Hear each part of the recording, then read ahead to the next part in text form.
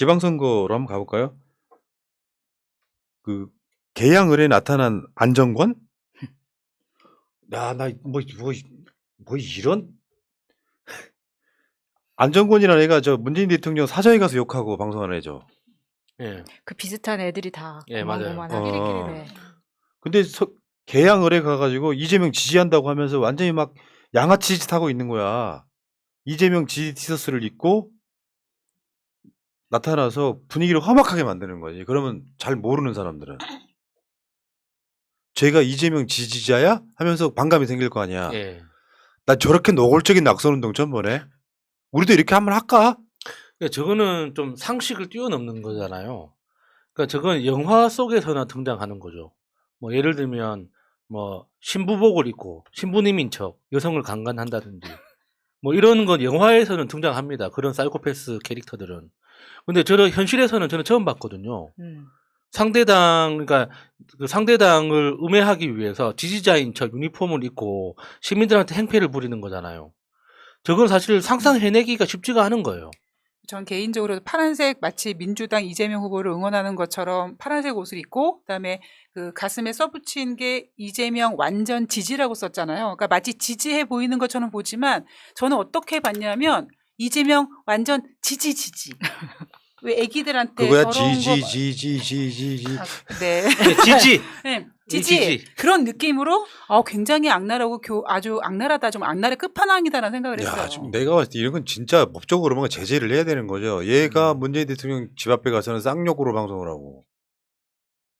이거 그거 딱 그 상황이잖아요. 우리가 그 유럽에 여행을 갔는데 막 쓰레기를 막 버려. 그러니까 누군가 제지를 해. 그러니까 스미마생 하는 거라니까.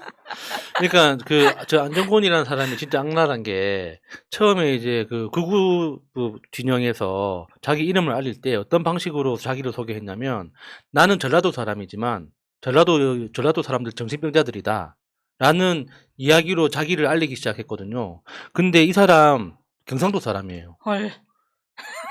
실제로는 경상도 사람이에요. 그러니까 자기 채널을 시청하는 그 시청자들을 속이면서 자기 캐릭터를 이런 식으로 만들어 오는 거거든요. 그러니까 그쪽에서는 굉장히 영리하고 똑똑한 사람으로 알려지는 거예요.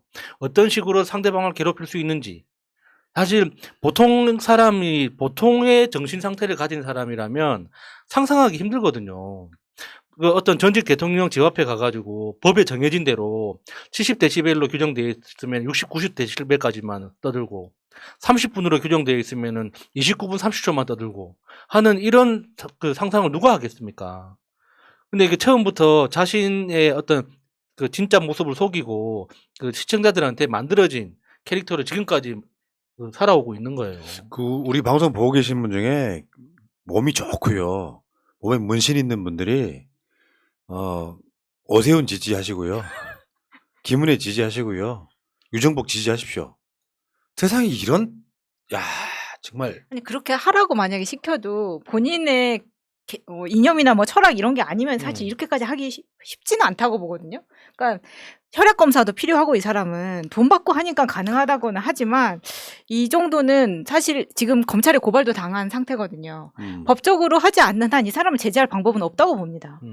영구 격리해야 되는 거 아니냐 이런 생각이 드는데 이제 그 법을 어떻게 적용할 것이냐인데 저런 식으로 하고 다니면 저거 내가 봐서 선거법 위반이거든요. 의도야 어쨌건 간에 이재명 낙선을 목적으로 뭐 초양아치 하나가 동네 험악한 분위기 만들면서 나 이재명 지지자 하고 다니는 거. 아니 우리도요 박근혜 사저 앞에 가자고 이제.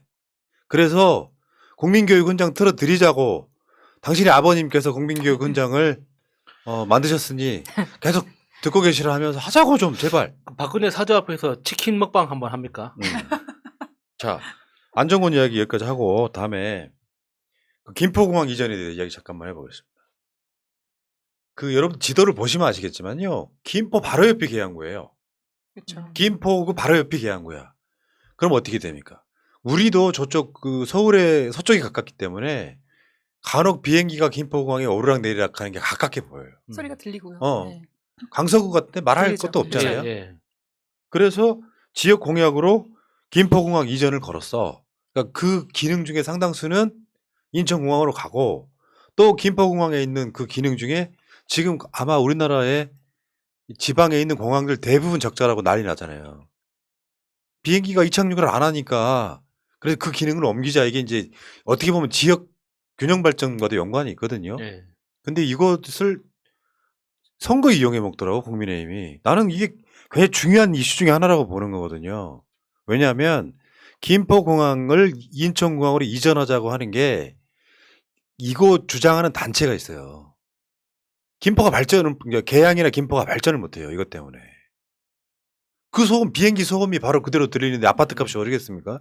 그리고 이제 건축 그 높이 고도 제한도 제한도 있죠. 걸리고. 예.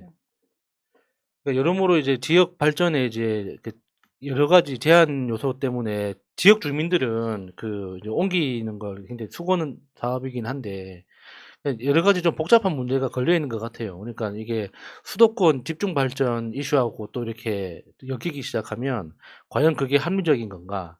그런데 이제 이 공항이 그 자리에 그 자리 잡고 있는 게 그러니까는 이 전체적인 전국 그 교통 문제 차원에서 그 과연 효율적인 건가라는 측면에서는 김포공항이 또 빠져주는 것도 또 굉장히 좋은 선택지이기도 하거든요. 그러니까 김포공항은 우리가 인천공항이 생기기 전까지만 해도 국제공항으로 썼던 거고 지금 김포 가면은 아마 일본 몇 노선 정도를 제외하고 나면 다 국내선으로 바뀌었죠. 네.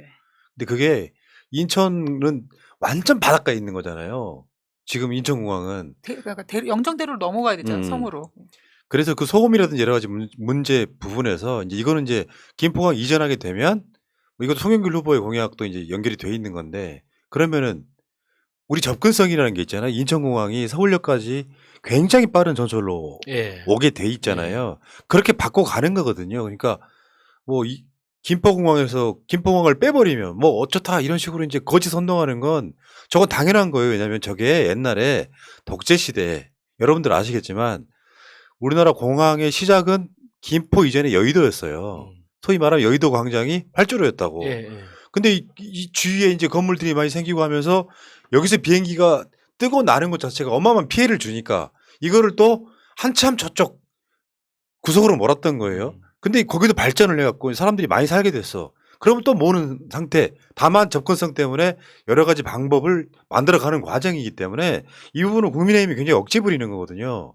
오죽하면 그 지역에 사시는 분들 뭐 김포라든지 여러 지역에 사시는 분들이 우리 공항 옮겨야 된다고 지금 운동을 하고 계시겠냐고. 예. 그래서 이분들이 대선 때도 김포공항 이전에 관련해서 대선 공약하라고 각 후보 캠프에 막 의견 전달했던 바로 그 사안이에요. 그러니까 여러모로 봤을 때 김포공항을 이전하는 게 여러모로 합리적이죠. 근데 이제 그 반대하는 그러니까 이전 자체를 반대하는 사람들의 논거가 그러니까 이전하고 나서 그걸 어떻게 활용할 거냐. 그게 이제 뭐 신도시가 들어와야 된다, 뭐 주택 단지가 들어와야 된다 이러면은 수도권 집중 현상이 더 강화되는 거잖아요. 그러면은 거기를 그러니까 녹지로 개발할 것이냐, 안 그러면은 뭐 테마파크로 개발할 것이냐. 예를 그 이후에 그러니까 김포공항 이전 이후에 어떤 방식으로 개발할 것이냐를 둘러싸고 이제 이권 관계가 갈등이 있는 거죠. 그렇죠. 그러니까 공항이다 보니까 고도 제한이 있어가지고 활주로뿐만 아니라 그 주변도 굉장히 땅이 많은 거예요. 예. 여기가 총 1000만 평 규모예요. 1000만 평 규모. 감이 안 오네요. 천만. 감이 안 오죠. 예, 예. 저도 감이 안 와요. 굉장히 넓은 땅이 하나가 생기면 이게 이제 공약 차원에서 거기에 집을 지으면 상당수가 해결되고 예를 들어서 거기에 서울이나 이런 데로 바로 오는 전철 같은 게 이제 막 제대로 막 낮으면 아니, 지금 9호선 급행 같은 경우에는 김포공항에서 강남까지 뭐 25분, 잠실까지 쭉쭉 가는 게 있기 때문에 잘 발달될 주택지구로 발달되면 굉장히 효용성이 높죠. 그러니까 이게 미래에 대한 공약인 거고요. 지금 당장 시작을 해도 이게 이루어지려면 최소 10년 이상 걸리는 건데 또 이거 갖고 또 이제 당장 할 것도 아닌 거 소위 말하면 사전 작업을 해야지 그것도 공약이 포함될 거고 예. 이 과정들을 좀 거쳐야 된다 이런 생각이 들고요. 자, 이 공약은 저는 물론 그렇게 생각합니다. 뭐 김포공항이 빠지고 인천공항으로 옮겨지면 뭐 여러 가지 차원에서 대안이 있어야 된다 그러지만 그 대안 없이 무슨 그 공약을 냅니까? 그거는 검토해 보니까 할 만하니까 하는 겁니다. 솔직히 말씀드리면. 근데 그 군사 독재 시대에 정권은 거기다가 그냥 지역 해가지고 그 지역 사람들이 계속 고통 속에 사는 이 상황태였다면 이걸 풀어주는 과정으로 가야지. 대안이 없는 것도 아닌데 그 방향성이 중요한 거지. 작은 디테일 몇 개를 가져와서 이재명 공약, 뭐 송영길 공약이 좀 이상하다 이렇게 말하는 건 좀 이상하다. 저는 이렇게 보고요. 이번에 지방선거 사전투표율이 꽤 높았죠. 저는 처음에는 굉장히 높겠다 했는데 일요일 가면서 투표율이 점점점 어쨌건 간에 2018년 4년 전보다 0.5% 정도 높았다. 그러니까 금요일, 토요일 이틀 동안 사전 투표였는데 금요일보다 토요일이 훨씬 더 사전 투표율이 좀 떨어졌었죠. 네. 그러니까 이게 사전 투표 제도에 대해서 이제 익숙해진 많은 사람들이 그러니까 당일날 본투표 당일날 하는 것보다 그러니까 그 사전 투표일 날 점심시간 전후로 활용해 가지고 빠르게 이제 하는 게 여러모로 편하다. 그리고 이제 본투표일 날은 너 쉬거나 놀러 가야지. 이렇게 생각하시는 게 일종의 문화로 자리 잡은 게 아닌가 싶어요. 그래서 본투표에 실제로 얼마만큼 이게 투표가 집중되는지 한번 두고 봐야 될 것 같습니다. 그러니까 사전 투표만 가지고 그러니까 투표 의향이 어느 정도로 지금 높은지에 대해서 가늠하기는 어렵습니다. 지금. 예. 그러니까 이게 분석이 안 돼. 네. 그런데 지역별로 봐도 항상 그런 것 같긴 해요. 전남이 최고로 높고. 전남이 지금 밑에 보면 31.04%잖아요. 최고로 높고. 평균이 20.62%인데 어떤 지역은 그러니까 대체적으로 영남 쪽이 투표율이 좀 낮습니다. 근데 그런 해석도 한번 해보는 거지. 영남에 살지 않는 영남 출신들을 이 투표에 많이 참여하지 않았을까? 뭐 이런 생각을 해보는 거야. 그냥 우리들 생각으로 한번 해보는 거예요. 어쨌건 간에 이런 것들이 이제 본투표가 어떻게 갈지. 그러니까 지난 지방선거는 60%였잖아요. 투표율이. 그거보다 0.5% 높았으니까 지금 저번에 이재명 위원장이 그랬죠. 55%쯤 될 거다. 이런 이야기를 했는데 저도 그 정도 보거든요. 그러니까 지금 사전투표율은 높았는데 이 사전투표율은 그래도 진보 쪽이 투표를 많이 했을 가능성이 높아요. 그러니까 지역별로 보면 느껴지는 거 있잖아요. 저쪽은 정권 잡았다. 그리고 나머지 쪽들은 전남 분들이 뭐 어쨌다고 투표율이 높겠어요. 투표를 해야만 되는 사람들이 그 분위기가 예를 들어서 서울이나 경기도나 인천에 있는 자기 자식들이나 이런 영향을 나는 받는다고 보거든요. 그러니까 조금이라도 우리 쪽이 좀 높지 않았을까라고 생각을 해보는 거고요. 그것이 이제 본투표까지 좀 이어지면 좋겠다. 그러니까 60% 되기는 힘들어 보여도 제가 봤을 때 이재명 위원장 예측치처럼 55%보다는 좀 높지 않을까. 그러니까 57%는 찍지 않을까라고 조심스럽게 예상을 한번 해봐요. 60% 되기를 바랍니다. 저는 우리가 투표를 안 하면 누가 제일 좋아하는가? 뭐 윤석열, 김명신, 뭐 우리 쪽에 뭐 수박 이런 사람이 좋아한다. 그런 사람들 좋아하는 꼴이 싫어서 투표를 해야겠다. 이렇게 격려를 하고요. 그다음에 저쪽 찍은 사람들한테는 야, 네가 투표한 대로 정권 잡았으니까 안 해도 돼. 그래서 투표를 포기시키고 있습니다, 지금. 괜찮은 방법이네요. 자, 투표 안 하신 분들이 있을 거예요. 주위에 지금도 방송을 보고 계시는 분들 중에 투표를 안 하신 분들이 있습니다. 여러 가지 이유로 바빠서 못 할 수도 있고. 근데 지금은 여러분들이 이제 대부분 다 사전 투표를 하셨을 걸로 믿고 6월 1일 날 수요일 날은 그때까지 우리가 밭갈이를 하셔야 된다. 대선 때 했던 밭갈이보다 더 열심히 해야 된다. 그래서 지방선거는 저는 그렇게 생각을 합니다. 생각보다 의외의 결과가 꽤 많이 나올 것이다. 왜냐하면 지방선거 안 맞다니까요. 예. 대선하고 좀 다르게 지방선거는 안 맞을 수밖에 없는 이유를 제가 설명해 드렸었잖아요. 대선은 지역별, 성별, 연령대별 그 구분을 인구 비율에 맞춰서 정확하게 합니다. 지방선 그게 안 된다고요. 현실적으로. 무작위로 당신 서울 사십니까? 라고 묻고 서울 산다고 하면 무조건 해. 그럼 거기에 어떤 화이트 칼라적 성향, 블루 칼라적 성향, 강남이냐 강북이냐 뭐 여러 가지 이유가 있을 텐데 그거 구분해내는 건 좀 어렵다 현실적으로는. 그렇게 여론조사하기도 힘들고. 그러니까 투표를 대선 때보다 더 열심히 밭갈이를 하셔야 된다. 주위에 물어보시고 투표했어? 그러면 주위에 꼭 그런 사람이 있다. 뭐 투표 한 번 해. 그런 사람들 밭갈이 하라는 거야. 투표 한 번 해. 저쪽 찍은 사람은 투표를 못하게 그러니까 한다는. 투표하면 뭐해 그런 사람들한테 화내지 않고 말하는 방법을 아직 찾지를 못했어요. 저도요. 그런 소리 들으면 갑자기 화가 아니 왜 화를 내? 나처럼 해. 아니 민주 시민이 맞이야. 시민이 투표 안 하면 그게 시민이냐고 그게. 나처럼 하라고. 어이 친구 치맥 섞여. 치맥이면 끝이지 뭐. 그 어젠가요? 그 정변님 방송에서 밭갈이 하는 방법을 가르쳐 주셨는데 그걸 네. 보고 야, 저분이 굉장히 이렇게 돌을 트셨나 보다. 이게 저는 밭갈이가 잘 안 되더라고요. 뭐 어떻게 하는 건데요? 예? 어떻게 하는 정변한테 들으세요. 정변 방송을 보세요. 네. 자, 투표는 뭐 중요성은 지금 우리 방송 들으시는 분한테는 100번 해봐야 우리 말 다 알아들으시는 분들이라서 더 이상 할 필요도 없는 거지만 현실 새날 방송만 보고 있다고 결론이 나는 건 아니고요. 새날 방송 안 보셔도 되니까 밭갈이를 계속 하시자. 제가 그런 말씀 드리잖아요. 이 방송이 대략 한 10만 뷰 정도 나와요.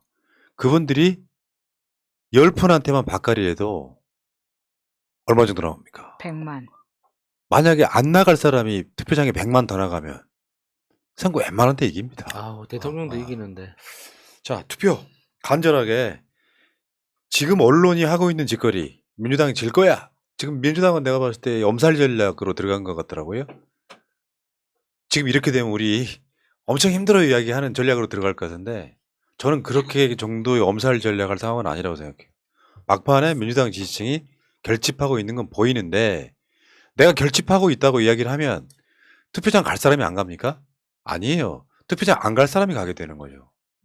우리나라 선거 대부분은요. 밴드웨건입니다. 이길 쪽 몰아주는. 우리가 결집해서 이길 수도 있다. 심지어 여러분들이 상당수 많은 분들이 서울 질 거야 생각하는 분들인데 서울 이길 수도 있다. 아직 멀었다. 자, 간절하게 한번 부탁드려 볼게요.